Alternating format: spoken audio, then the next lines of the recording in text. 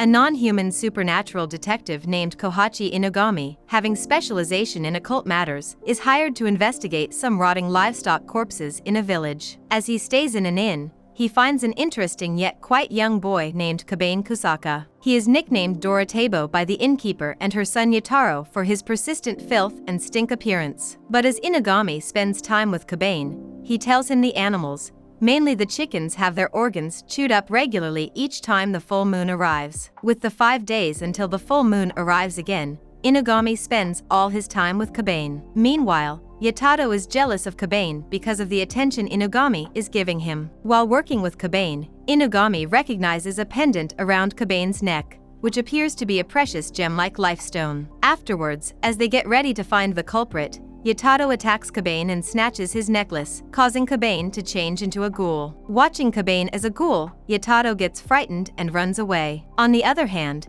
when Inugami finds Kabane, who is also fearful of the incident and tells him that he is also not human but a Bakadanuki. Kabane was created when humans and Kemono interbred, but the lifestone has been trying to stop Kabane from changing for a long time. Later, as they go to find the culprit, a scary deer ghoul is identified as the perpetrator. Kabane attacks the deer while Inugami saves Yatato, who has become unconscious due to the ghoul attack. Inugami shoots the deer but is unable to kill it because the deer's neck appears to be thicker. As the deer has become weak, Kabane breaks the deer's neck with his punch, which surprises Inugami. As they make their way back to the village, Kabane realizes that Yatato knows his secret and that he can no longer live there. Realizing the situation, Inugami reveals to Kabane that his mission was to kill him as the innkeeper knows his secret and then shoots him. However, because he is a ghoul, Kabane wakes up later and discovers that he is in Tokyo, where Inugami has welcomed him to his detective agency. Inugami then introduces himself as the Kemonoist, who deals with difficulties that arise between Kemono and humans in order to maintain coexistence. There, Kabane meets 2 more members of the Inugami consulting agency. He gets to meet Shiki Tadamaru, a rough Hanao kid, and Akira, a feminine Hanao guy. They, like Kabane, have Kemono blood in their veins, with Shiki being part Arachne and Akira being a snow Kemono. Soon after, Kabane is assigned to a job where a Sanchichu infestation has nearly claimed the lives of a mother, a kid, and an officer who attempted to enter the room. These bugs are normally harmless, but when they swarm over their favorite meals, they become tough to control. Understanding the severity of the situation, Shiki volunteers to help by installing his spider thread, but when he fails, Kabane decides to handle the bugs as a part immortal ghoul. Kabane doesn't feel pain, but he may have sensed fear, which was repressed by the innkeeper who tortured him as hard labor. Kabane successfully cleared the bugs, and when everything got fine, the mystery of the infestation was revealed. The whole mess happened because of the pair of costly shoes that had presumably been stolen by the family's youngest child. But when the Sanchicha boy feels guilt, he gets covered in bugs. After the mission, Inugami informs a mysterious woman about Kabane's arrival and his lifestone, wondering if he is a threat or a hope. Inugami assigns Kabane, Shiki, and Akira to visit Superintendent Yoko Inari, a kitsune lady and a Shinjuku police officer working with the detective agency. At the police station where the boys are waiting to see Inari, a kitsune girl named Kon appears. She takes Kabane alone to Inari. Inari fools him into stealing his lifestone, which can satisfy Kemono's appetite for human energy and kill him by chopping off his head. Kon is then dispatched to bring Kabane's head to her later, as well as to deal with Shiki and Akira. Kon approaches Shiki and Akari disguised as Kabane, but when Shiki and Akira realize she is Kitsune, she attacks them with fire. Kon continues to unleash fire blasts, forcing Shiki and Akira to run for their lives. She discloses that the whole crew here has been captivated by Inari's illusions. She further reveals that the people working here are mindless puppets incapable of feeling pain. During the battle, Shiki snatches the briefcase from Kon, unknowing that it holds Kabane's head. Opening the briefcase, Shiki is taken aback but becomes even more bewildered when Kabane's head speaks up. Meanwhile, Kon becomes enraged and begins striking furiously in order to reclaim Kabane's head. At Kabane's request, Shiki swings his head at her, causing Kabane to bite her shoulder off and knocking her unconscious. Kabane regrows his body with his head, and Shiki officially acknowledges him as his friend. They encounter Inugami outside the station, who had already predicted the situation. Later at the office, Kon comes to have Kabane's head, but she ends up being Kabane's friend. Later, Inari plots to mass-produce the Lifestone and destroy Kemono human connections. However, the life stone exposes itself as a tanuki charm with an illusion spell placed on it by Inugami. After seeing Kabane's improvement, Akira vows to strengthen himself. He decides to accompany Kabane on a mission to the filthy Shibuya River, where workers constructing a dam have been dying owing to the frog Kemono. Down in the filthy river, Akira tells Kabane how he arrived in Inugami to look for his twin brother after they abandoned their virtually all-female village in Aomori. While the frog Kemono attacks, Akira fires a tremendous burst of ice that freezes everything in the tunnel. Kabane is cleaning the workplace when he is pulled into a room by someone. Inugami learns about it, and the three rush to the room, where they see Kabane carrying out Mihai's commands. Akira and Shiki are taken aback when they see Mihai being present in the room this whole time. Later, Inugami presents him as a member of their agency. Later, Inugami informs them that Mihai is a vampire with incredible strength. Elsewhere, Arikakaga sucks the brains of a factory worker. Mihai notifies the three about the new case and sends them on an investigation assignment without Inugami's authorization. Mihai locks Inugami and instructs the boys with Mihai's Magnum toy car. Shiki gets access to the building and witnesses the Kemono-like mosquito sisters sucking the worker's brain. Suddenly, they hear a commotion outside,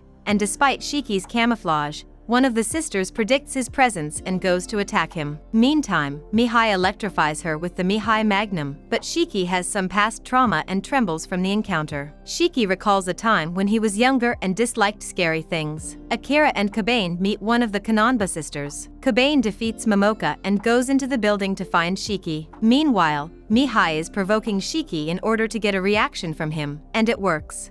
Akira and Kabane meet with Shiki and consider leaving the building, but Reika, the oldest Kananba sister, appears there. Reika kills her sisters, defeats Shiki and Akira effortlessly, and even overpowers Kabane. Kabane is aware that she is far stronger than he is, yet he refuses to give up and battles until he breaks his wrists. Mihai enters the situation and instructs Kabane to utilize his Kemono power and to listen to his heart. Kabane summons his Kemono abilities to defend Akira and Shiki and rips Reika's arms off. As Kabane is about to shred her legs, a kitsune from Inari's agency named Nobimaru appears and says he will take care of the rest. Nobimaru sets fire to the three Kananbas and ultimately erases them. At Shiki's request, Inugami, Kabane, Akira, and Shiki traveled to the village where Shiki had lived as a child with his uncle before beginning work for Inugami. They met Shiki's uncle Akio in the village, who informed them that Shiki's father and mother had died long ago. Standing at the waterfront, Shiki remembered that his mother went to the forest every morning for a certain type of work. One day, when he went to see his mother,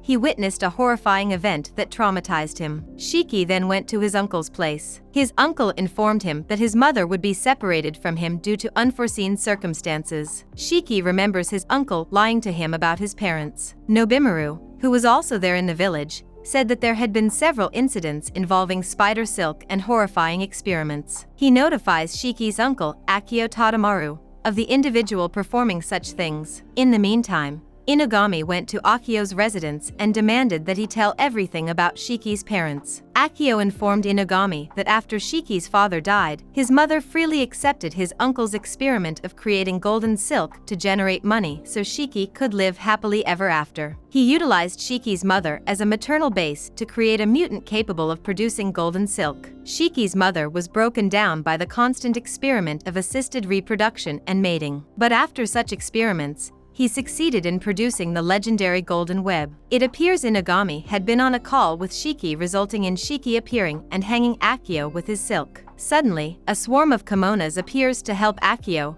revealing themselves to be Shiki's siblings, the product of Akio's research. Shiki is moved to tears after hearing his mother's words through his siblings. He sobs and begs Kabane for help. Just as a Kemono is about to attack them, a little girl comes out and instructs the Kemonos not to harm them. She then invites Inugami to accompany her in order to heal his poisoned arm as a result of Kemono's attack. Kabane fights the Kemonos with only one purpose in mind: to murder Akio. After assisting Inugami, the little girl begs not to kill Akio since she still has a question for him. Aya asks Akio the location of her cocoon, but when he refuses to tell, Inugami and Mihai track the cocoon near the spring. Shiki dives beneath the water's surface and, to his amazement, discovers his mother wrapped in a cocoon. Aya then reveals her complete identity as the Golden Webbing. The crew then takes Shiki's mother and Aya back to Tokyo. Meanwhile, Akio is challenged and killed by Nobimaru. They take Kumi to Granny Ohana, an expert in examining human and kimonos. Granny Ohana examines Kumi's health and ensures that she will awake soon. She then allows the group to spend the night at her place. Aya, standing outside the door, recalls her previous life memories and has no courage to enter the room. Shiki then calls out to her and invites her to enter inside. Shiki and Aya are in the room when Kumi opens her eyes. She gets overwhelmed and hugs her children with love. Later, Shiki assures Kabane that he will assist him in finding his parents as a thank you for his assistance. A young man is spotted wandering around the streets of Tokyo. At the agency, Akira feels that he causes problems, and that's why no one needs him. As a consequence of this, he chooses to leave the agency. While wandering on the streets meets Yui. He discloses to Yui that he has quit the agency and has nowhere to live. Yui then constructs an ice castle for Akira and departs to fetch food for them, locking Akira inside. Meanwhile, Kabane and Shiki decide to find Akira. While browsing, Inugami notices a post about an ice castle and rushes to the spot. They fight Yui there, revealing that he has a nil calculus stone of Snow Village buried in his heart. Yui returns to the castle after a while with frozen Inugami, Shiki, and Kabane. Akira sees his friends frozen and is shocked by sight, which causes him to feel ill. Yui leaves the ice castle in search of mints for Akira. Meanwhile, Kabane breaks free from the ice. Kabane then urges Akira to return to the agency. Just then, Yui enters and attempts to freeze Kabane again, but Akira stops him, claiming he doesn't care about them and wants to go. When they go, Inari appears in the ice castle. Kabane gets suspicious of her presence, but Inari explains that she is to the ice castle to acquire the Null Stone, not the Life Stone. She then asks for Kabane's help, explaining that it is linked to Kabane's parents. Nobimaru, assigned by Inari to take the Null Stone, fights Yui. Yui is wielding the power of the Null Stone and seems uneasy to be defeated until Kabane enters the fight. Kabane uses Nobimaru's strategy and tries his best to overcome Yui's freezing strength. As the battle ends, Akira attempts to extract the Null Stone from Yui's chest using Kabane's Life Stone. Null Stone comes out, causing both stones to fuse. Inari approaches to take the stone but is forced to leave by Inugami. Yui apologizes for his actions, and everything sets well. Akira goes on vacation with Yui, Shiki stays behind, and Kabane with Inugami are going to travel to Shikoku in quest of Kabane's parents. When they are about to go, Khan, who has been secretly assigned to take Kabane's stone as his buddy, comes and offers to accompany them. Inugami allowed her to come, and they are now heading on a new adventure in search of something new. Don't forget to like and subscribe if you enjoy the videos, and thank you for watching.